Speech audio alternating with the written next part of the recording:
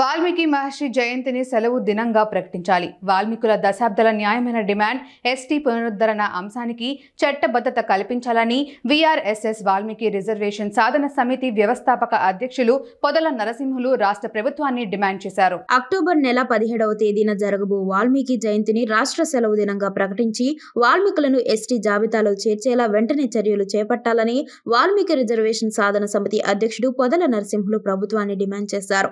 అలాగే దేశంలోనూ రాష్ట్రంలోనూ వాల్మీకులందరూ వాల్మీకి జయంతిని ఘనంగా జరుపుకోవాలని పొదల నరసింహులు పిలుపునిచ్చారు. అంతేకాకుండా వాల్మీకి జయంతి రోజు నాటికి వాల్మీకులను ఎస్టీలుగా గుర్తించాలని, లేని పక్షంలో వాల్మీకులు రాష్ట్ర వ్యాప్తంగా ఉద్యమాన్ని ఉధృతం చేస్తామని హెచ్చరించారు. ఈ కార్యక్రమంలో రాష్ట్రీయ వాల్మీకి ధర్మ సమాజ్ రాష్ట్ర అధ్యక్షులు మేకల విజయమోహన్, రాష్ట్రీయ వాల్మీకి యువజన విభాగం రాష్ట్ర అధ్యక్షులు టేకుపల్లి శ్రీనివాసులు, అన్నమయ్య జిల్లా ప్రధాన కార్యదర్శి కోటారమణ, గౌరవ అధ్యక్షులు చిన్నం వెంకటరమణ, నరసింహులు, నిమ్మలపల్లి వాల్మీకి మండల నాయకులు చంద్రాయుడు, మహిళా అధ్యక్షురాలు గౌరమ్మ, మండల నాయకులు కమలాకర, మేకల శివ, యువజన విభాగం నాయకులు అంబులెన్స్ సూరి, మండల నాయకులు రాగిపిండి రమణ, జిల్లా నాయకులు చిన్నం శ్రీరాములు, వాల్మీకి నాయకులు తదితరులు పాల్గొన్నారు. ముందుగా ఇక్కడ విచ్చేసిన పత్రికా విలేకరులకి, వాల్మీకి పెద్దలకి అందరికీ నా నమస్కారము. ముందుగా ఈ మధ్య జరిగిన విజయవాడ ఈ వరద బాధితులకి మా ప్రగాఢ సానుభూతి తెలుస్తూ వాళ్ళకి బాధితులకి కలియుగ దైవ వెంకటేశ్వర స్వామి మా మనోధైర్యం కల్పించాలని కోరుకుంటూ వచ్చే రేపు నెల 17వ తారీఖున వాల్మీకి జయంతి సందర్భంగా ప్రతి ఊర్లోనూ వాడవాడన ఒక పండగ వాతావరణంలో వాల్మీకులు ఈ జయంతి జరుపుకోవాలని కోరుకుంటూ అదే ప్రకారం ప్రభుత్వాన్ని డిమాండ్ చేస్తూ వాల్మీకి జయంతిని అధికారికంగా సెలవు దినంగా ప్రకటించాలని, లేని పక్షంలో మా ఉద్యమం ఉధృతం చేస్తామని హెచ్చరిస్తున్నాం. జై వాల్మీకి. మీడియా మిత్రులకి అందరికీ నా నమస్కారం.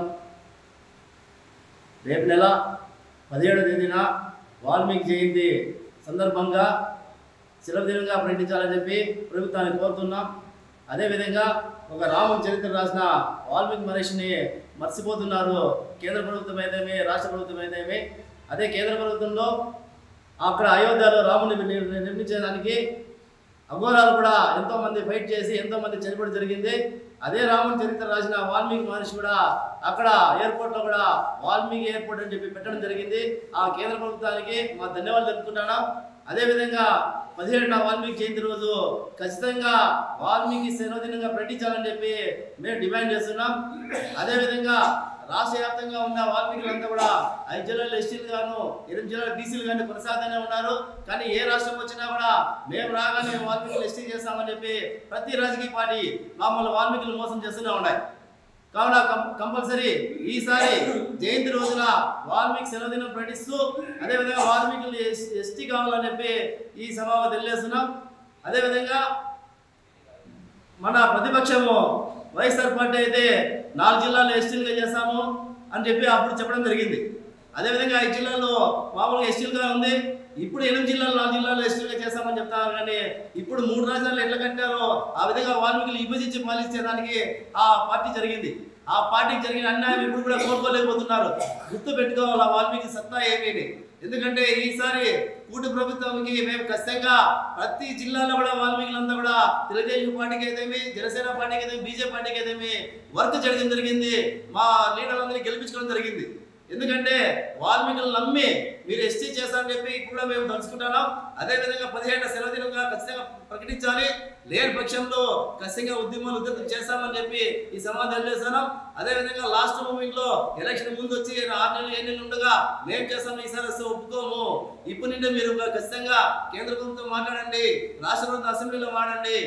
కర్ణాటకలో ఏ విధంగా వాల్మీకులు ఎస్టీ చేశారో ఆ విధంగా మీరు తీసుకొచ్చి ఖచ్చితంగా ఈసారి వాల్మీకులు చేస్తారని చెప్పి, అదేవిధంగా వాల్మీకి జయంతిని సెలవు దినం ప్రకటిస్తారని చెప్పి ఆశిస్తూ ఈ అవకాశం ఇచ్చే పెద్దలందరికీ కూడా ధన్యవాదాలు తెలుపుకుంటాను.